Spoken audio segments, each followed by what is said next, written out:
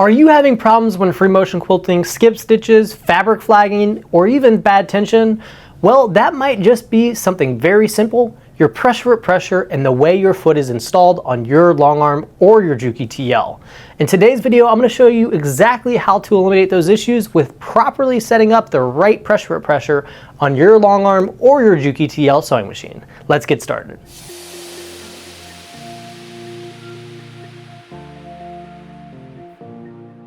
Hey guys, it's David from Gigi's Fabric Shop, home of Juki Junkies and JukiMiyabi.com, and in today's video, I will be showing you how to properly install your free motion quilting foot on the Juki Miyabi or your Juki TL 2200 Longarm or even the TL models. This is a very important step. Installing the foot properly and also setting that pressure foot pressure is crucial when free motion quilting, and it can cause a lot of issues and it's often overlooked. Let's start off with the long arms and then we'll move over to the TLs. So let's start off with the Juki Miyabi 350 long arm, and we're going to be using a front open toe foot as our demonstration foot. However, this concept will apply for all of the different feet that you can use on this machine. So what we want to do to install this foot on the machine is you're just going to go ahead and loosen up this black screw. This is a flathead screw, or you can take it out completely. And then you're just going to go ahead and put your foot right there, and you're going to put your screw back in right here. Typically, you don't have to remove this screw fully when you're switching between different feet, righty-tighty, lefty-loosey, so I'm just going to go ahead and tighten that up. And I don't want to tighten it all the way, I just want to get it snug so it's kind of holding the foot in place. And then I'm going to make sure all my other settings are correct before I tighten that down. So typically what you want to do is you want to go to the top of the machine. This is a step that you probably will never have to do again after I tell you a little bit about it. This is your pressure foot screw. This is how you increase the pressure foot pressure on that foot. However, since these feet are manual adjustment feet, you don't have to actually use this. So you're going to see that from the factory, it's going to be setting number 5. So you can see the 5 just at this little lock nut here, so you can see that little 5. You just leave it there. You never have to touch this. Literally never touch this for pressure foot pressure on the Juki Miyabi. Just leave that there, forget it's there, and don't ever touch it. The next big thing you want to do is you want to make sure your foot is down. So this lever on the back right here is your foot lifter. You want to make sure that foot is down when you're sewing, or it will not work properly and you're going to have inconsistent outcomes with skip stitching, fabric lashing, or even bad tension. So make sure that pressure foot is down by making sure that lever is down before you even start sewing. So now that we made sure those two top settings are right, we have our foot installed. Now we need to set the pressure foot pressure. And how you do that on this machine is you're going to want to make sure that needle is in the down position. But you don't want to do this without your material underneath the foot first. So select the quilt that you're using, and this is going to be different for every single quilt that you do, so keep that in mind. You're going to want to set this pressure foot pressure for every quilt that you put underneath this machine. So right here we just have a beautiful quilt, just a layer of cotton batting and another layer of cotton on the back. It's not super thick, and all I'm going to do is I'm just going to loosen up this screw now and allow this foot to fall down onto the fabric. And then I'm going to go ahead and rotate this little hand wheel on the side of the machine down into the down position. And I want to make sure it's at the very lowest point. So when that needle stops going down further and starts coming back up, that's where you want it to stop. So I'm going to have it all the way down, just like that. And you can use this little hand lever on the side here. You have to push it in and then rotate it for it to rotate the needle down. It's a nice little setting or system that they have here on the Juki Miyabi long arms, so you don't have to reach all the way back around the machine. So now that you have the needle down, you're going to push this foot down ever so slightly. You kind of can just let go of it and let it rest. And then I like to give it a little bit more pressure with my thumb, giving it a slight indentation into that fabric. And then I'm going to go ahead and tighten down that flathead. That is the proper pressure when you're free motion quilting, because as your needle moves, your foot is actually going to come up. It's going to come up, release that pressure, allow that fabric to move, and then when your needle goes down, that foot goes down, keeping the fabric kind of in place. But what you want to do to make sure it's the perfect pressure, you don't want to have it pushing down too much, is you can use your fingernail, and you should be able to reach your fingernail underneath that foot when the needle's all the way down, or you can use a business card if you're like me and you just trimmed your nails and they're really short. So you can just put a little paperback business card, if it can fit underneath that foot with the material there, you know that pressure is right. So as you can see, I can get that business card underneath that foot. It's not super tight on that fabric, but it is holding it in place when that needle's down. So that is the proper way to set the pressure on your Juki Miyabi long arm. This should apply to pretty much all like full blown long arms that have the same feet that this machine uses, where they're more manual like this.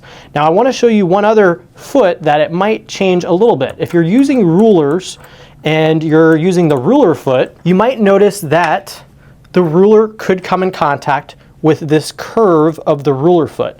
So if you're using a ruler that is a 1/4 inch thick, which is what we usually have for most of the rulers we sell for the Juki, they fit pretty well underneath the back curve of this ankle on this foot. But if the ruler is thicker and it runs into this back little beveled edge right here and it's hitting that foot, with a ruler foot, believe it or not, you can actually set your pressure a lot looser than we just showed you. So when that needle is all the way down, like so, you can actually set it where it's not where a business card can slide under. You could loosen it up some and bring this ankle up just a little bit so those thicker rulers will be able to fit underneath that ankle, because believe it or not, that ruler is actually acting as your pressure. So your ruler being pushed down on the material around that foot is actually giving it the same exact outcome as if your foot was pushing down on the fabric for you. Therefore, it is your pressure when you're using those rulers. So keep that in mind across the board with all different types of long arms. That same concept will apply with those ruler feet. Some ruler feet have a little different shank here, so it allows it to fit thicker rulers underneath. However, we really like the 1/4 inch rulers, and they work great on these machines, and really all machines in that matter. Before we move on to the Juki TL, I must tell you a little bit about us.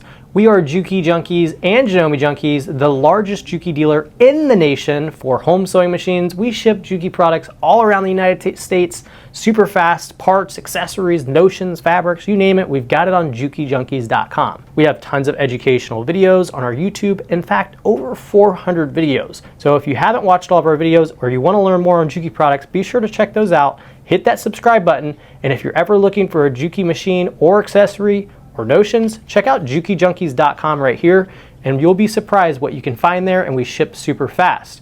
If you're ever looking to talk to somebody on a phone, or you want to figure out which machine or accessory is right for you, be sure to give this number a call and we'll be happy to help you out. Now let's show you how to do it on the Juki TL.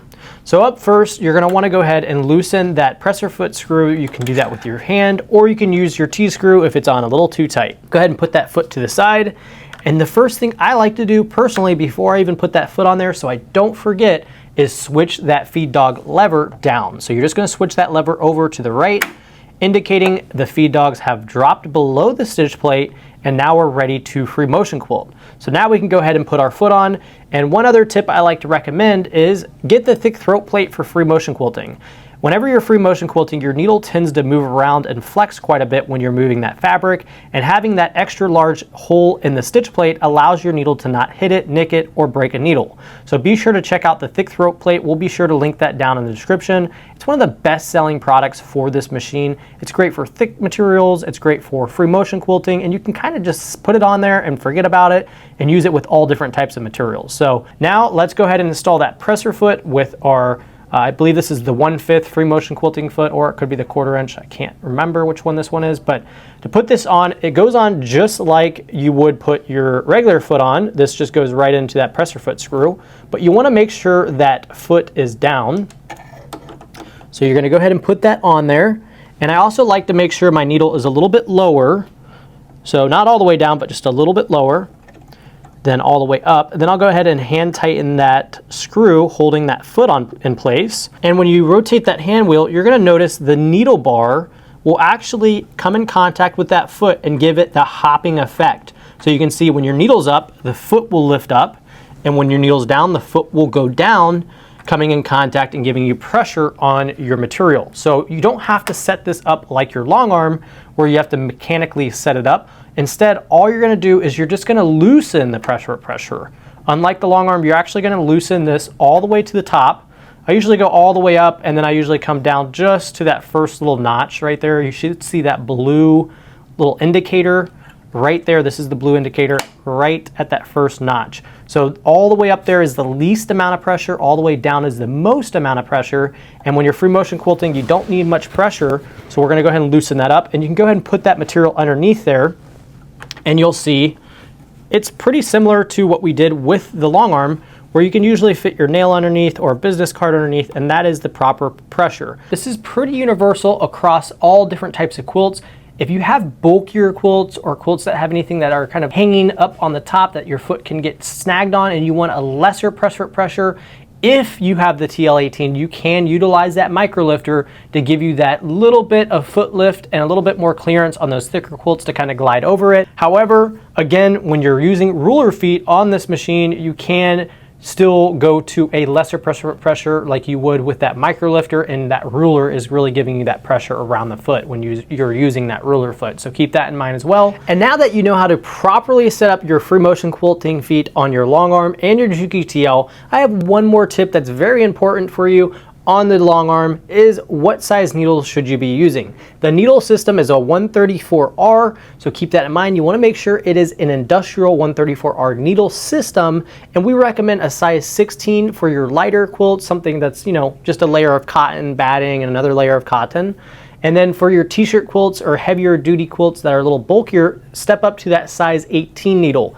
And a helpful tip as well is make sure the scarf, which is that little indentation in the needle, is facing directly towards the back or just slightly to the right, so that way it's just canted at, instead of 12 o'clock, like a 1 or 2 o'clock. So make sure you have that needle installed properly. And that's pretty much all the tips I have for today's video. We hope you enjoyed it. Give us a like, comment down below if you learned something new today, and hit that subscribe button because we post every Sunday at 5:30 p.m. Eastern Standard Time. Again, don't forget to head over to JukiJunkies.com to shop any presser feet, accessories for your Juki TLs, machines, notions, or even fabrics. We ship super fast, and we're always happy to help. Give us a call or shoot us an email anytime. We'll see you on the next video. Bye-bye.